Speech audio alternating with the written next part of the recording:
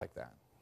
I think like many people his age, baby boomers and post-baby boomers, the president hasn't kept up with what's going on here. And I think the science over the last 15 years has shown us this is more dangerous, not less dangerous. But he knows some of this. You know, if you read his autobiography, you can see where when he does talk about using marijuana, he basically says what we've known. Marijuana makes you stupid. He says he was stupid when he was doing it. The problem is, and for those of us who lived through this, we had a lot of friends who got stuck, had their lives derailed, maybe they got stuck longer. Now we have research that says that sustained use from an adolescent onward can cause you to lose IQ points permanently. They cause other kinds of health problems. The marijuana has become more potent, more dangerous. Other nations who have tried this, like the Netherlands, are trying to reel back.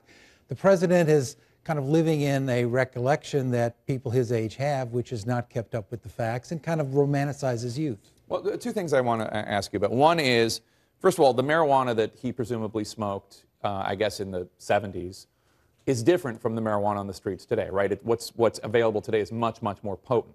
Yeah, the federal government actually tracks this, not that he's reading it, but it's about 3% THC, the psychoactive ingredient. It's now over 10%, and you buy varieties of high-potency marijuana with THC up to 20%. We know this is more addictive, it's more damaging, it can cause more psychosis even, and both worsen it for people who have mental illness or trigger mental illness. That's all research that's relatively new. When he and I were young boys, that wasn't known, and people could say it's just harmless fun. You can't say that anymore. One criticism I've heard of you is that you tend to blur marijuana use and marijuana abuse.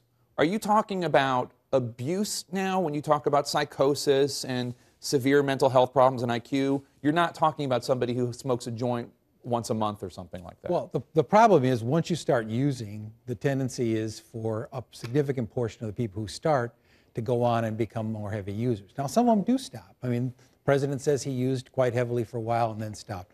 Some people have that. But some people don't. Some people go on and use other things. Once they start getting high becomes a kind of habit.